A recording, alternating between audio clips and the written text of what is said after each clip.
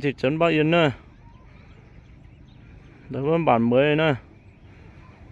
Tôi nhớ trong hắn đời nó nè, đời tôi chua nè. Họ nó mà bố lúc xã bố lúc nhà trường nhà văn hóa lúc hả? Mà chỉ nữa trông rồng đây rồng nữa. Lúc chế ta thở sải mong luôn. Mong nó mà cho tí họ mà cho ta xã không ngại nữa.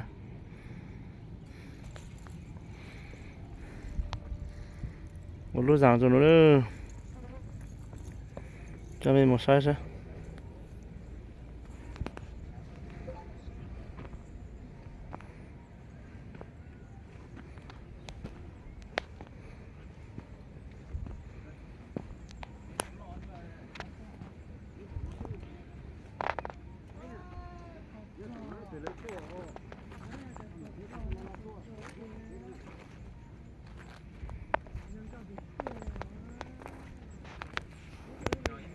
Không thể nó nữa.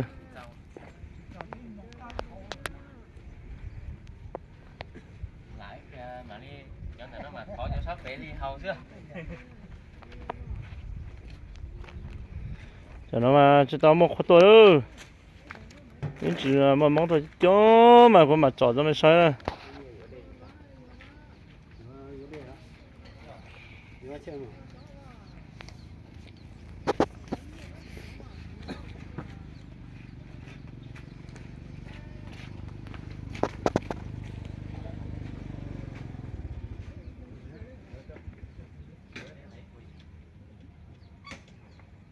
Tao bỏ nó nữa.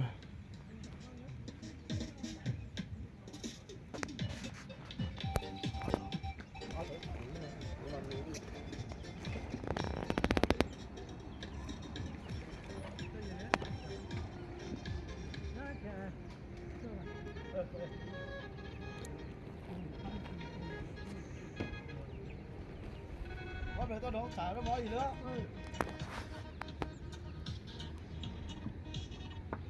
Cái chiều nó có rong nhóc cười rồi hết nữa.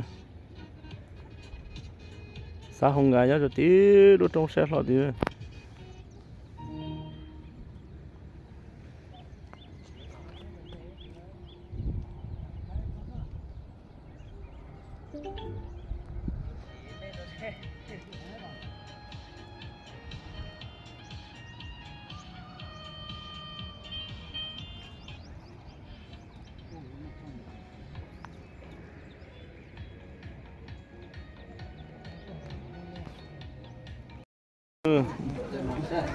Cái sao tầng này là xong chuyến đấy. Xong chuyến gì đó là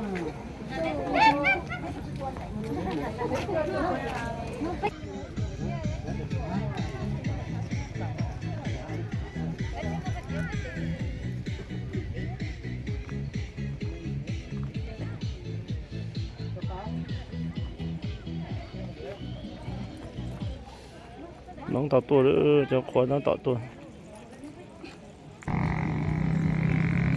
Nữa tao xua ngay nhá tí sau nữa thì khỏi lát tí nữa.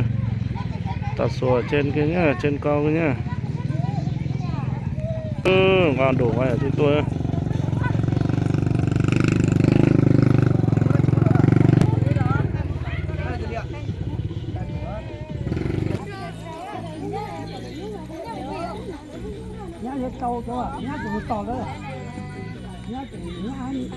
Trong rượu đây nữa. Ít là chết trống mà tôi tỏ mặt cũng là chó nè.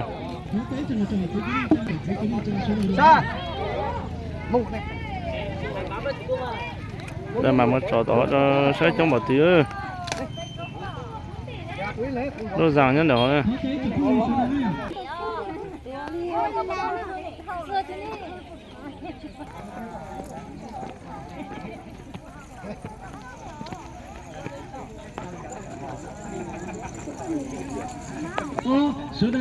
Cái lửa trong này nữa.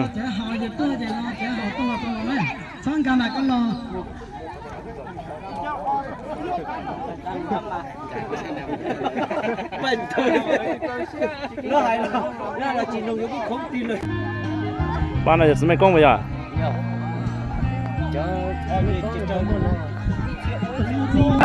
Trời mình coi nha.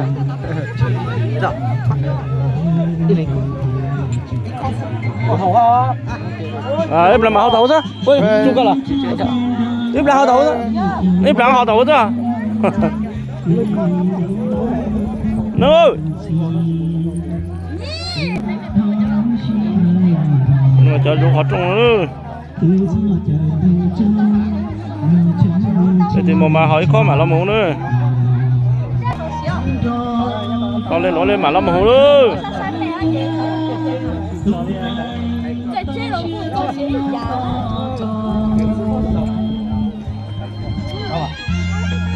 好的，这里找这个驾驶的，我们的接了所有人了，Hỏi biết rồi. 看见了，做鞋，哎，我买这个马，我看到。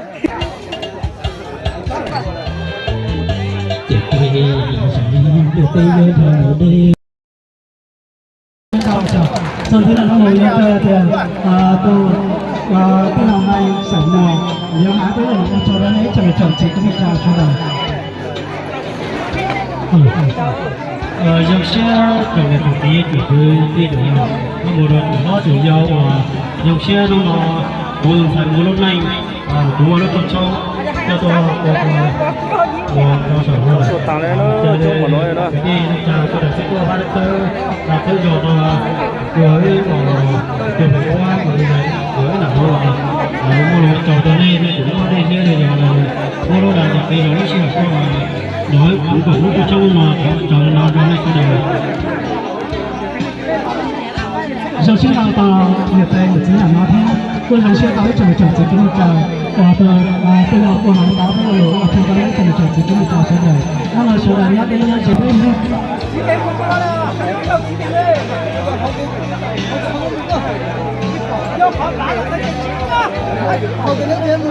就佢哋慢慢就出嚟，啱你做地就你諗講，我去做個。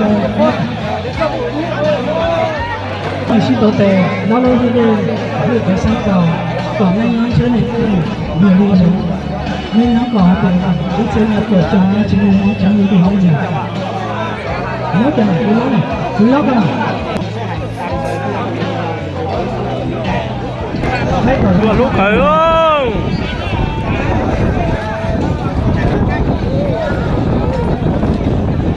Vừa lúc khởi không?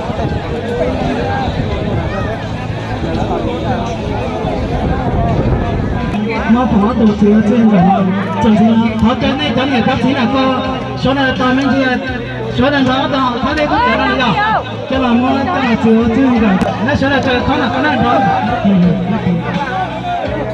nó trong xe nó từ chiều trên rồi thỏ chơi chơi chồng chỉ số là có tham gia thế đồ phổ có món đồ nó rồi nó trong xe chặt tới đây ở trong này nó chơi chồng chỉ cứ đi ra số này nó nhỏ nên